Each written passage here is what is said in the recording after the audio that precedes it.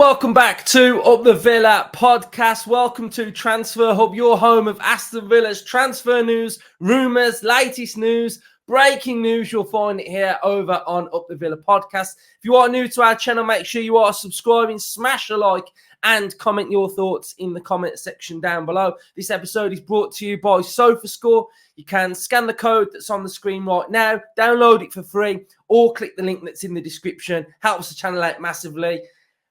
And hopefully you'd want to do that for me. So download it for free. You'll find a lot of the stats that we get from this episode are from SofaScore. So help me out, Up the Villa. So Assan Ouedraogo is linked with a move to Aston Villa. 18-year-old has a release clause of 12 million, currently plays at Schalke.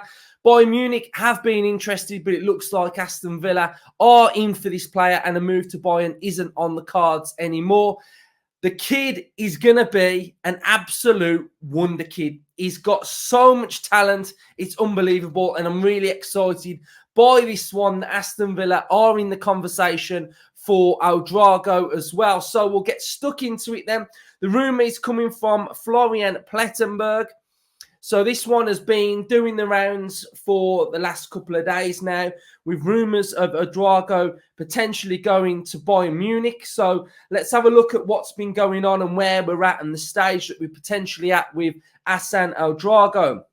The decisive call from Bayern's company still hasn't come. The 18-year-old and his camp doubt whether FC Bayern still really wants him, although a contract is on the table. In the past few days, several English clubs have contacted his camp again to ask if there's any commitments or signings. The clear answer, no. Manchester United, Aston Villa, Newcastle, Liverpool want him. Some of them have presented the player with quite specific economic and sporting plans and are eager to sign him. However, he's still waiting for a call from Bayern and tends towards a move to the Bundesliga rather than England. So, who is Assan Ouedraogo? What's he all about? If any of you have had the chance to see any of his games or watch him, you will know that this player has got bags and bags of potential. When I've seen him, he just looks stardust quality for such a young age, 18 years of age. His footballing brain is very, very good. He's very, very clever on the football pitch with his positioning, with his movement. His reading of the game is absolutely phenomenal for an 18-year-old. He's got bags of potential. His touch is great. His driving through midfield is absolutely brilliant. His dribbling ability, he's powerful. And he's a midfielder that I'd say still hasn't got his position locked down yet. He can play from deep in a 6. He can play a little bit more attacking in an 8. He could play box to box. But his reading of the game in those defensive areas. So think Boubacar Kamara-esque, the way he can just put his body there. He can just challenge. He can just stick his leg out. He can just whip the ball back. He's got strong challenge in him as well. But that reading of the game at 18 years of age is something that really sort of gets me excited about this player with his potential and the scope of his growth. And I just think the kid's got it. He's got great stature. He's powerful. He's got that physical presence. Again, he's got that profile in height as well.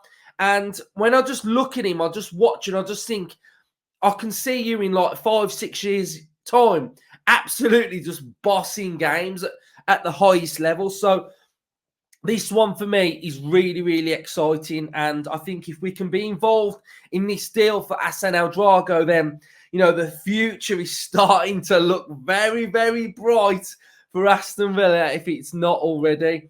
Right, so let's go in there then and let's have a look at the stats of Ouedraogo then. So, nationality, German. Oh, what did I say the other day? If we were linked with a right footer, it would be a transfer hub first in a couple of weeks. And he is right-footed. Market value of 7.4 million, 18 years of age, height 192 centimetres, wears the shirt number 43.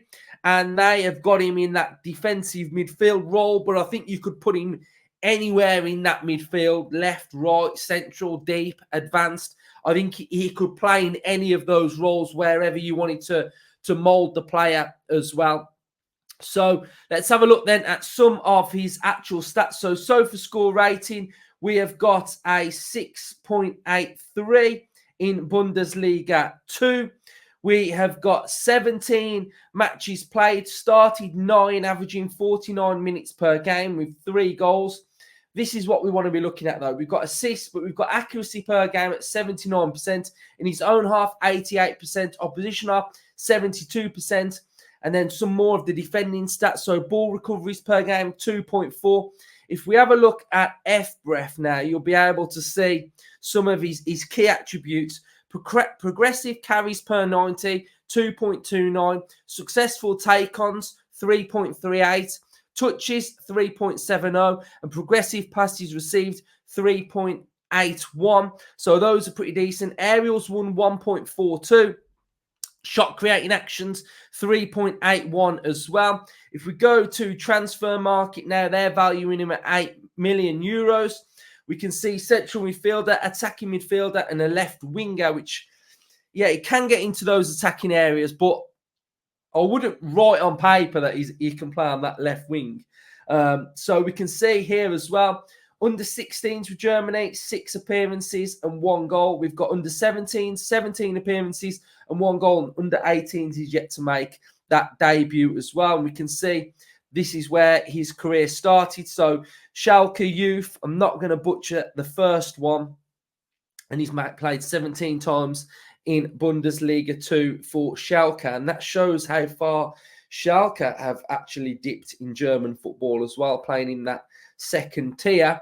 So those are all of the stats on Ouedraogo. And I think this one for me, this one feels good. This one feels like it would be a really exciting young player coming into Aston Villa as well. So I'm all over this one.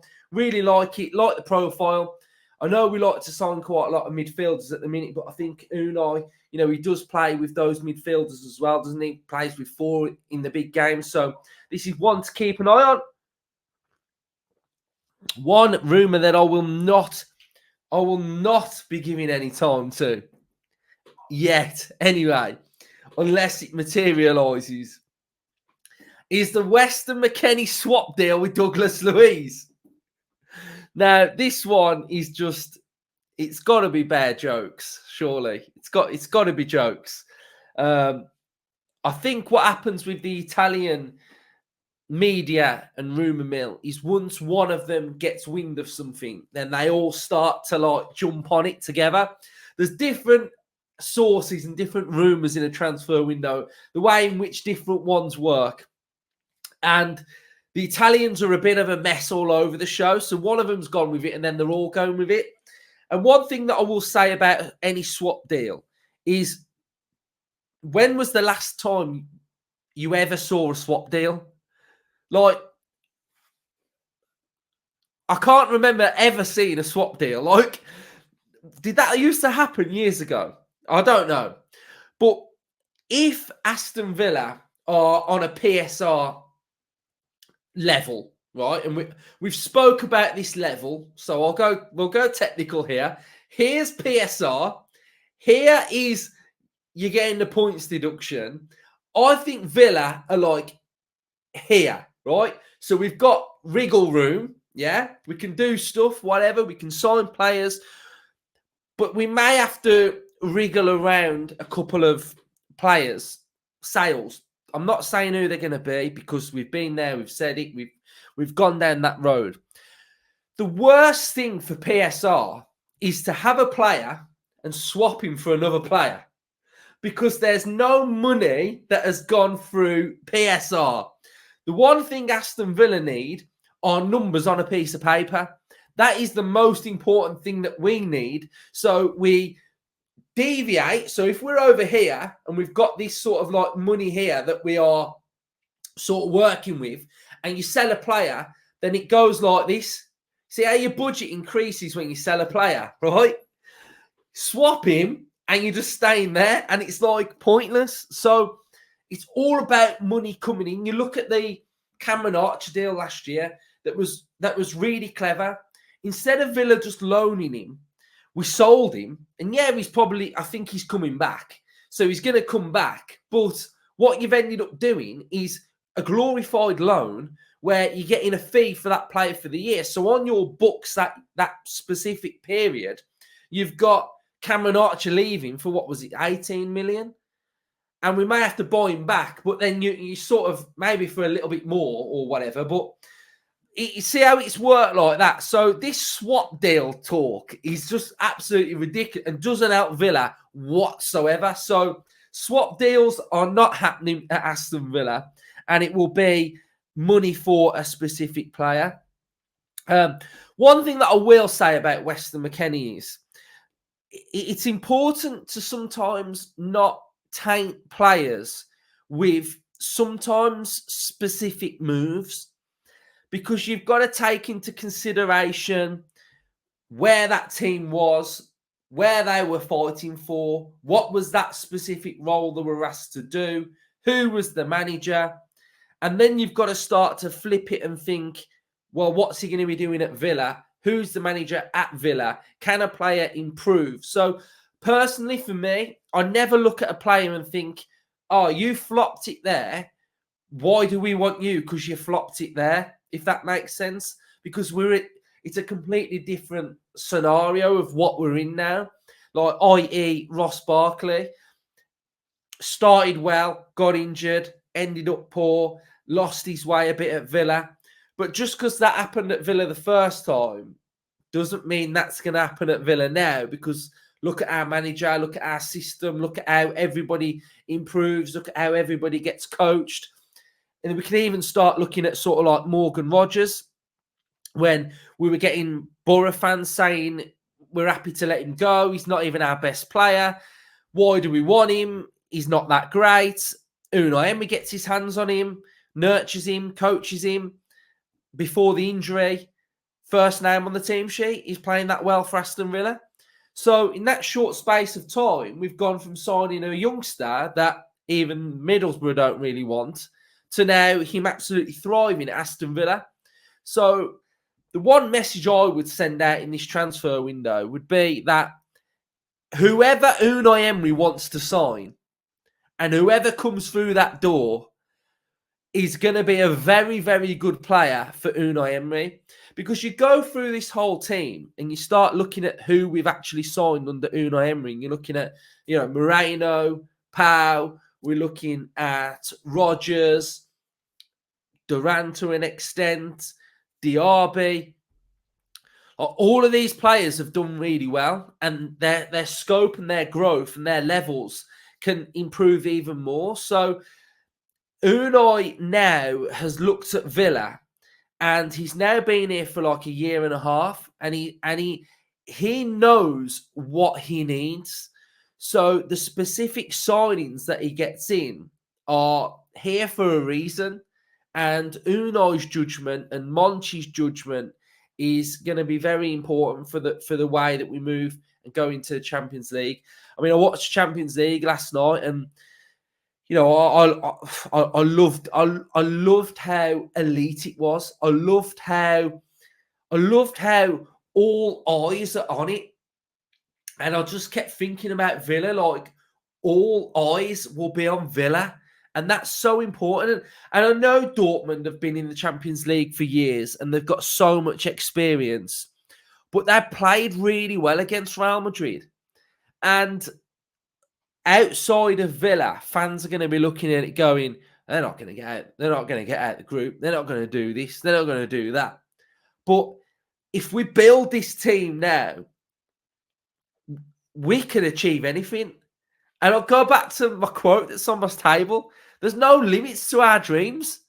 Like, there are no limits to our dreams. And I just loved watching the Champions League last night. So, yeah, Assan Ouedraogo, really, really, really exciting player. And I'm all over this one. Really looking forward to seeing how this one develops. So, cheers, everyone, for watching. Let me know your thoughts. Up the Villa.